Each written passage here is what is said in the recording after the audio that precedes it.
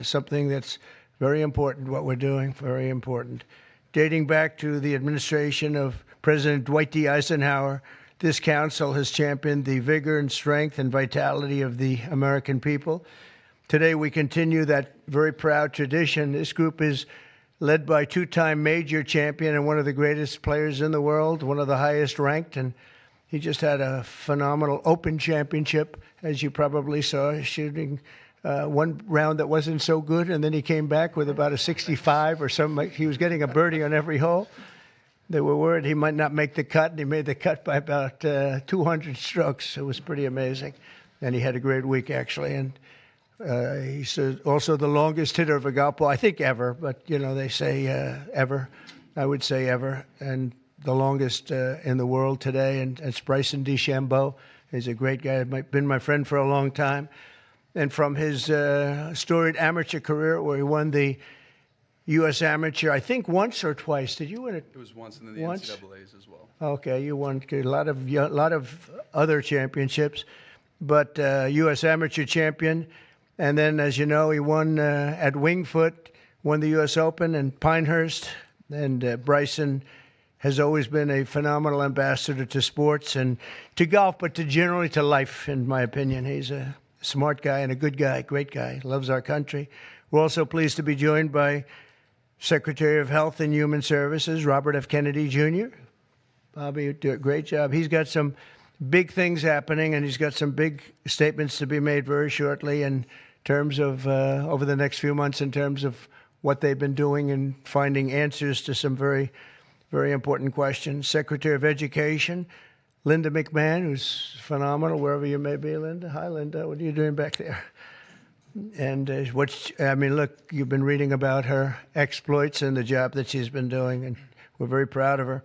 Council Executive Director, Catherine Granito. Thank you very much. Thank you. Great job.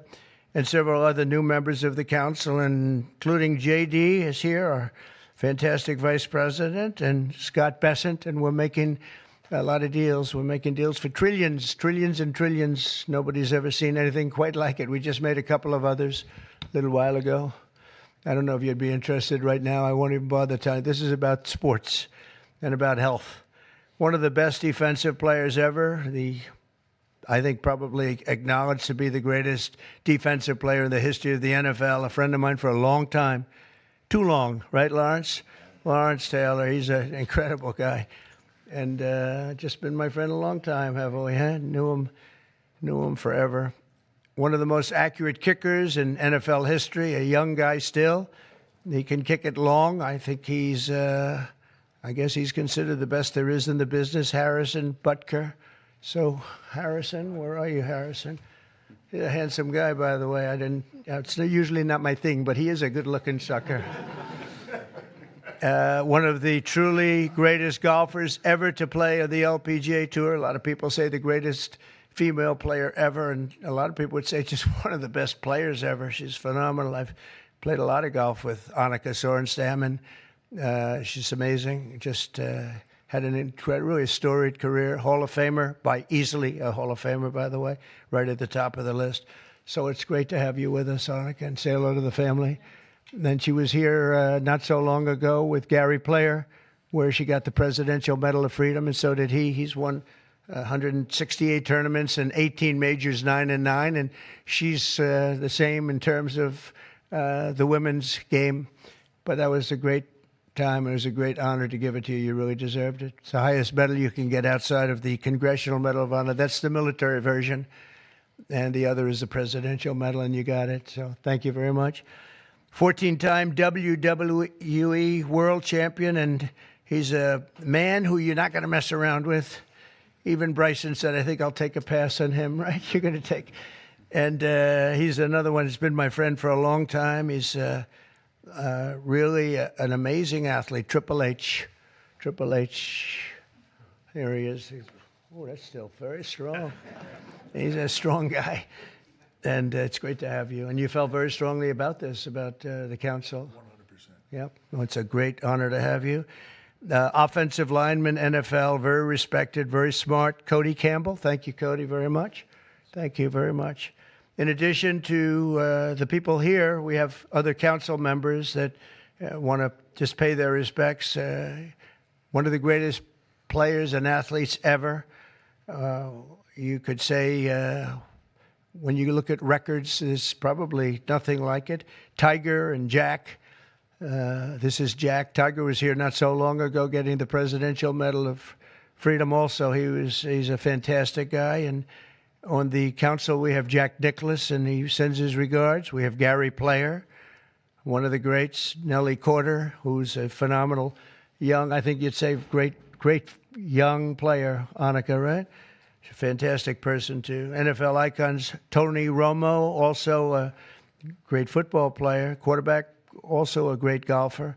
Nick Bosa, who's, you know him, he's a modern-day version of Lawrence. What do you think? He's pretty good, right, Lawrence? Pretty good. He is. Saquon Barkley was on the council.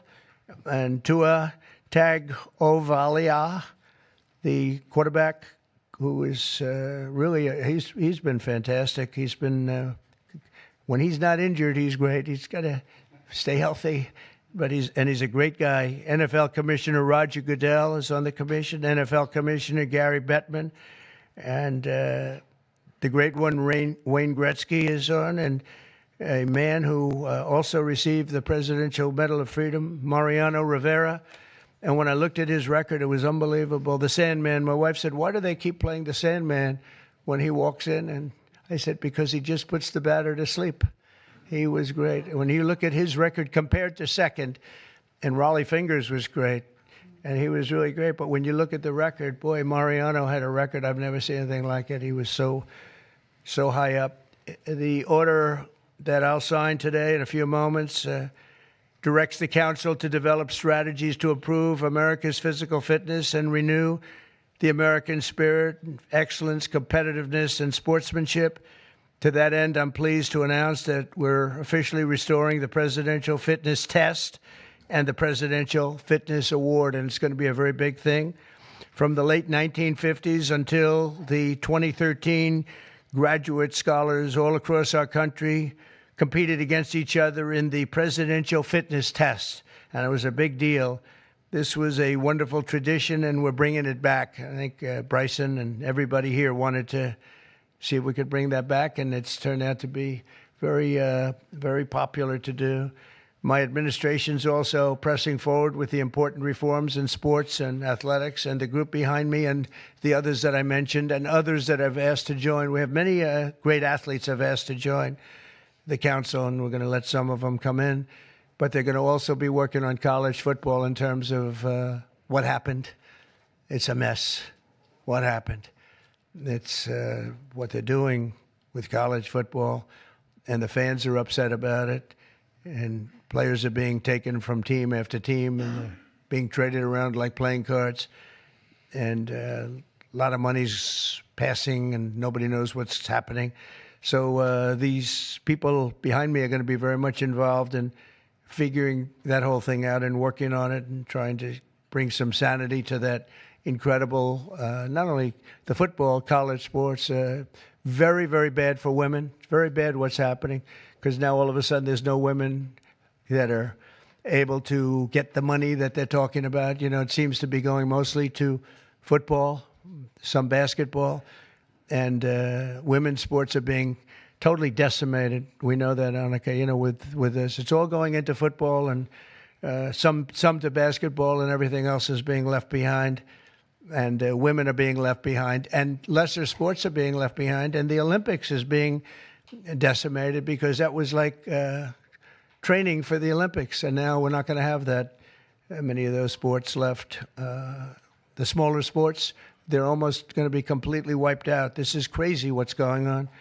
We banned men from competing in women's sports, and last week the United States Olympic and Paralympic Committee announced that they will be complying with that order, so there won't be men playing in women's sports. That seemed like an easy one. They say it's an 80-20 issue during the campaign. I said, no, that's not 80-20. That's 97-3. Maybe it's 98-2, perhaps. And last Thursday, we terminated third-party pay-for-play schemes in collegiate athletics and effectively saving. We saved college sports, but now we have to make it. We have to heal it because it's really a mess. It's a real mess.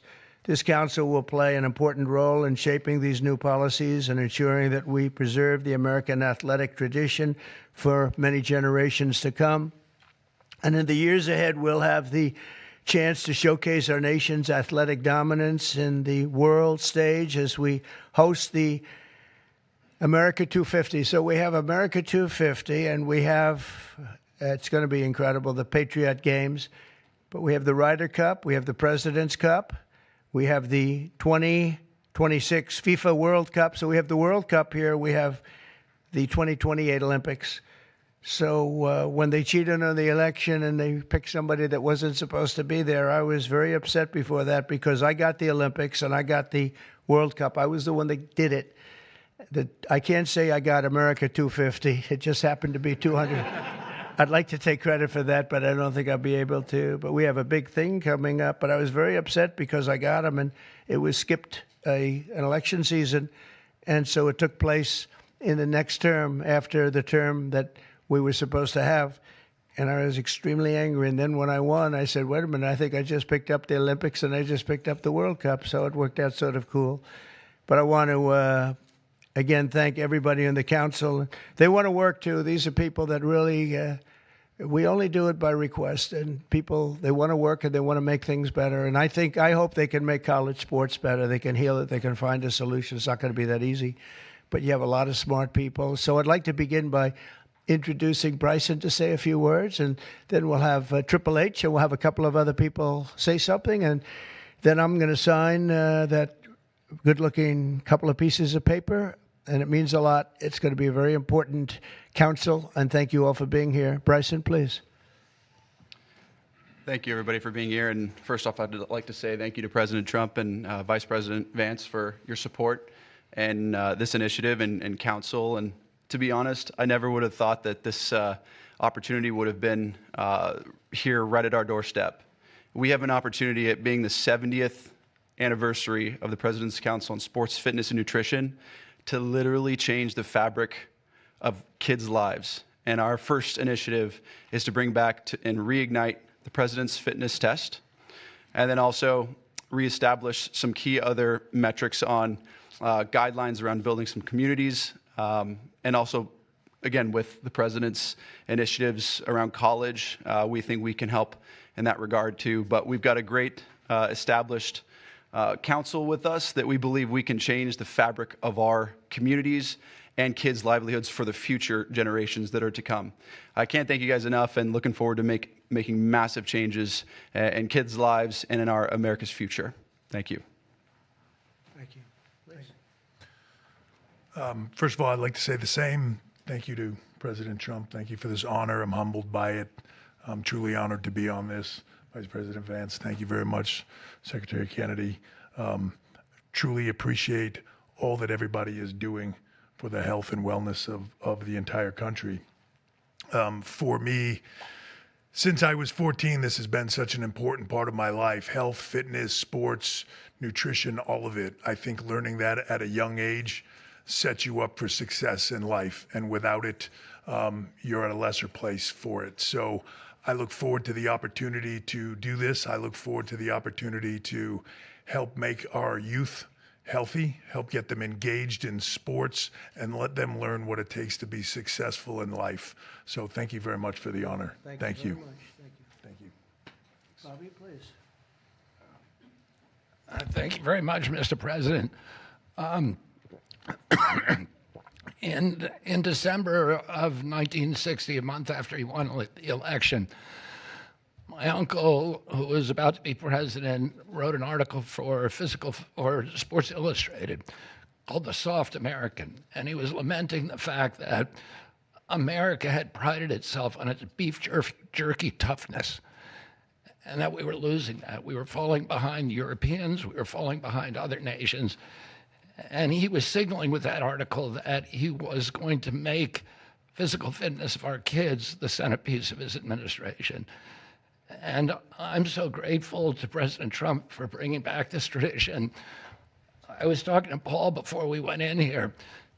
We were part of the Council on Physical Fitness when we were kids. And you had to do sit-ups, you had to do pull-ups, you had to do shuttle runs, you had to do 1-mile runs. And they awarded the top 15% with a patch and with recognition and with certificates. And for me, it was a huge item of pride when I was growing up. And we need to reinstill that spirit of competition and that spirit and that commitment to nutrition and physical fitness. And I'm so grateful to President Trump for your leadership in bringing this back for our country. Thank you very much. Anna, representing the great women in sports, please. Thank you. Thank you, Mr. President, Vice President Vance. This is truly an honor. I want to thank the team behind me here for giving us trust to be able to do this. Sport has always been part of my life, and the importance of living a healthy, active lifestyle is cannot be any more important than nowadays. So thank you for the trust, and I can't wait to get to work to make a difference in kids' lives, but also in people's lives. I think the time is so important. Obesity is the highest it's ever been. Mental health, as we all know, the need ought to be tackled. So thank you for the trust, and look forward to going to work with the team behind me. Appreciate it. Thank you. Lawrence, you want to say a few words? Come on up. Come on. He's a little shy, but once he gets going, nobody can stop. Oh, no, that don't stop. I'm just proud to be on this team. I don't know why. I don't know what we're supposed to be doing, but I'm here to serve, and I'm here to serve you. Okay, so I'm going to do the best I can for as long as I can. Thank you very much. Nobody like him. Come on, young superstar. Obviously, very excited to be here. Thank you, Mr. President, for allowing me to serve on the council. Just excited to do my part to help make America healthy again, to help our youth be healthy and thrive and grow up and be great citizens of this country and be great family members and contribute to this great country. And I think you have to be strong in mind, in body, and soul. So thank you so much for allowing me to be here. Thank you. Thank you very much. JD? Okay, sure, sir. Well, thank you all, and thanks to the president for setting up this important commission. Thanks to all the great athletes for lending their credibility to it. I think all of us who have young kids at home just know that kids are healthier, they're happier, they do better when they're out there, they're being active, they're playing in sports, they're hanging out with their friends. I think all of us have thought at one point in the last few years that kids spend a little too much time on their phones, maybe a little bit too much time in front of the TV, and we just want kids to do better. We want them to be healthier, we want them to be happier, and we know that getting out there, playing in sports, and being active and healthy and physically fit is a critical part of this. So all due credit to the President and Secretary Kennedy's leadership. This is all about just making our kids better citizens, better people, and happier in their daily lives. And I think this is a great team to get it accomplished. Thank you, sir. Okay, let's sign this. Linda, come on. We'll sign this for Linda. She's doing pretty well, right? Linda's amazing. Good job.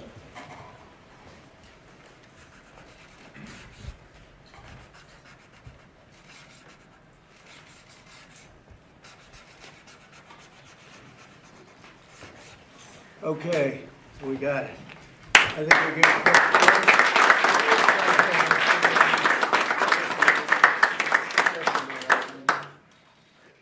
Okay.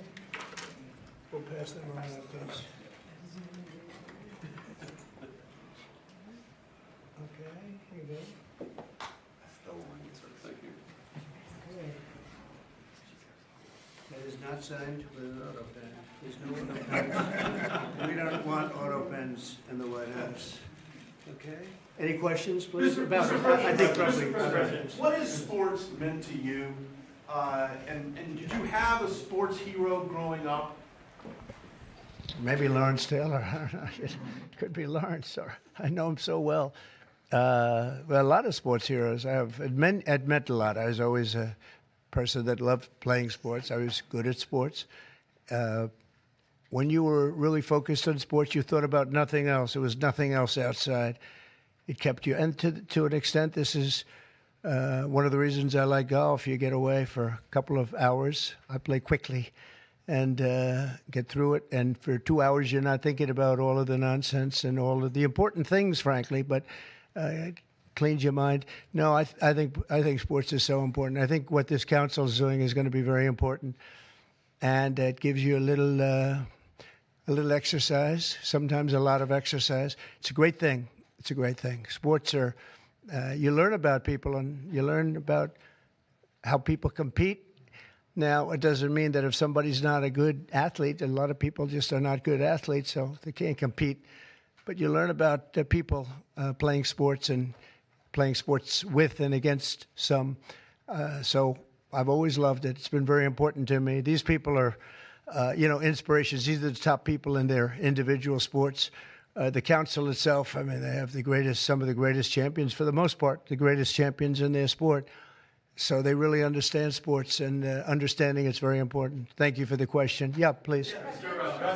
Please, go ahead. Yeah, Mr. President, can you talk about your plans for the new ballroom that was announced today? Yeah. And the $200 million, that's going to be paid for by yourself as By well me, as yeah. private donations? It's a private thing. Yeah, I'll do it, and we'll probably have some donors or whatever, but it's about $200 million. So we've been planning it for a long time. They've wanted a ballroom at the White House for more than 150 years, but there's never been a president that was good at ballrooms. I'm really good. In fact, I looked at one that we just built in Turnberry in Scotland, and it's incredible. We're good at building. I'm good at building things, and we'll get it built quickly and on time, and it'll be beautiful, top of the line. We've retained the best architects and engineers, everything else. It'll be built over on the east side, and it will be beautiful. It'll be views of the Washington Monument. It won't interfere with the current building. It'll be near it, but not touching it, and pays total respect to the existing building, which I'm the biggest fan of. It's my favorite. It's my favorite place. I love it. But they've wanted it, and when they have big events, you entertain the president of China or the president of any place, and you have big crowds. They've always had to get a tent. And you've probably been to some of them, Bobby. When it rains, it's a disaster. And the tent's 100 yards. That's more than a football field away from the main entrance. And people are schlopping down to the tent. It's not a pretty sight. The women with their lovely evening gowns, all of their hair all done, and they're a mess by the time they get. And they've always wanted to have it. And I said, in the first term, I said, if I get another shot at this, I'm going to do a ballroom. I was pretty busy in the first because I was running the country, and I was also fighting for survival with all of the lunatics I had to beat. But it worked out, obviously, it worked out very well because here we are. But I always said I was going to do something about the ballroom because they should have one. So we'll be leaving it. It'll be a great legacy project, and I think it'll be special. You saw some renderings of the initial. I think it'll be really beautiful. No government dollars at all. No government dollars, no. An extremely busy week between its executive order, trade, Russia, Gaza, but also the family of Virginia Giuffre released a statement overnight in response to some of the comments that you made this week. You said that Jeffrey Epstein stole people from Mar-a-Lago. At the time, did you know why he was taking those young women, including Virginia? No, I didn't know. I mean, I would figure it was ABC fake news that would ask that question, one of the worst. But no, I don't know really why. But I said, if he's taking anybody from Mar-a-Lago, he's hiring or whatever he's doing. I didn't like it, and we threw him out. We said we don't want him, at the place. This is a story that's been known for many years, as you know. But it's, I didn't like it that he was doing that. Yeah, please. If Canada moves forward with Palestinian state, Say it again. If Canada moves forward with recognizing the Palestinian state, is that a deal breaker for you? Well, we're going to see. No, I didn't like what they said, but that's their opinion. I didn't like that. Not a deal breaker, but we haven't spoken to Canada today. He's called, and we'll see. But we have made a few deals today that are excellent deals for the country. We're taking in literally trillions of dollars for the country. This is making our country very rich and respected again. We have, I tell these people, and I say it as much as I have to say it, but every leader is at NATO, and I was in the Middle East with the three great countries, three great leaders, Qatar, Saudi Arabia, UAE, and everybody said the same thing. All of the NATO countries, essentially, they said that we were a dead country. 1 year ago, we were a dead country. Now we're the hottest country in the world. Look at you people. We're the hottest country anywhere in the world. We're doing great. Yeah, do you have a... Canada currently. What's the holdup with the negotiations with Canada? Well, they have to pay a fair rate. That's all. It's very simple. They have been charging very, very high tariffs to our farmers, some over 200%. And they've been treating our farmers very badly. They've been treating our country very badly for years. And look, we like Canada. I love Canada. I have so many friends in Canada. But they've been very poorly led. They've been very, very poorly led. And all we want is fairness for our country. That's all. You know, they want to be under the, as we call it, the Golden Dome. And I said, well, you know, you're going to have to pay for that. They want a lot of things from our country, and for years we did it. We basically protect them with our military. They spend very little money on their military, as you know. Not an acceptable amount of money. Yeah, please. Thanks a lot, Mr. President. Your tariffs policy goes into effect tomorrow. Yeah. As you know, a federal appellate court today heard oral arguments about whether or not you had the authority to unilaterally impose those tariffs. I'm not going to get you to weigh in on the legal arguments, but you're weighing your decision to do that, your authority to do that, based on a 1977 law. It's never been invoked before. Why didn't you invoke this law? Well, we've been winning all along. I just want to ask you, why didn't you invoke this law in your first term? You could have taken in billions upon billions of dollars in your first term, but you waited until your second term. Yeah, because in my first term, I was fighting lunatics like you who were trying to do things incorrectly and inappropriately to a president that was duly elected. And we did do certain tariffs in the first term. If you look at China, we took in hundreds of billions of dollars from China. But when COVID came, the last thing I was going to do is tell France and Italy and Spain and a couple of other countries that we're going to hit you with tariffs. We had to fight the COVID situation when that came. But if you look at my first term, we took in hundreds of billions of dollars worth of tariffs, but you people didn't cover it very well. Yeah. Go ahead. Thank you so much. I'm representing the foreign poll today. I'm asking you two questions on foreign policy. The first one, do you plan to re-engage diplomatically with Iran, go with direct talks with them, or are you happy with the current situation, having no deal with Iran? Well, Iran has been acting very badly. They were decimated. Their nuclear capability, that potential, which could have happened within 3 or 4 weeks, was decimated. It's been obliterated. The Atomic Energy Commission said the place is just decimated. Now they can start again, but they'd start in different sites because they were hit. I tell you what, the job these pilots did with their B-2 bombers, those unbelievable machines, they traveled 36 hours without stop, and they hit every single target. Every bomb hit they went right down the chutes. And then, as you know, we shot 30 rockets from submarines that were hundreds of miles away, and they hit every target. So they can start again, but they haven't been saying the right thing. I will say Iran has not been saying the right thing. They have not been speaking nicely, and they should be. Yeah, please. President Powell not lowering interest rates again. Many people say that he's playing politics with the futures of millions. Well, he is. We call him Too Late. He's Too Late. It's his new nickname. It's Too Late Powell. He's a terrible Federal Reserve Chairman. Not only that, he's building a building. He's at $2.9 billion. It's actually 3.1 if you include other areas that are essentially the same thing. Way over budget, has no idea what he's doing. And I would say he's probably good at that compared to what he does with interest rates. But, you know, we have him there, and it was a mistake. I put him in, and then Biden extended him. And Biden only extended him because he knew I couldn't stand him. And that turned out to be not a good thing for Biden. Although he did lower interest rates just prior to the election. Didn't work out too well for them. But he did lower them pretty substantially just prior to the election. No, he's a political hack, not very good. He's not a smart guy, Brian. Mr. President, sports fans have been very supportive. If you go back to the original names of Cleveland Indians, the Washington Redskins. Oh, I love that. Love the sound of that. Well, I do the Washington Redskins. I think they should do it. I told the mayor and I told people that they should bring back the name. If they bring back the name, you'll have a lot of excitement. And, I mean, Cleveland Indians, how about that? That was an original franchise, 1903 or something, 1906, an original, the Cleveland Indians. And what do? They changed the name from Indians. What's wrong with the word Indian? You know who is upset about it? The Indians are upset about it. They're upset about Redskins, too. So Redskins, I guess you'd say it was a little bit lesser of a case, but People want to see the Redskins, and the Indians want to see the Redskins back. No, I recommend it. I was asked that question the other day. The Washington Redskins, it's a fabled franchise. And now, I don't even know what the hell their last name is. What are they, Commanders or something? Is it Commanders? It's not a good name. About President Biden, sir. About President Biden, sir. May I ask you a question? Wait a minute. No, not you. You. Mr. President, Kamala Harris, as you know, is not running for governor of California. She's not going to do it. What do you see in her political future, sir?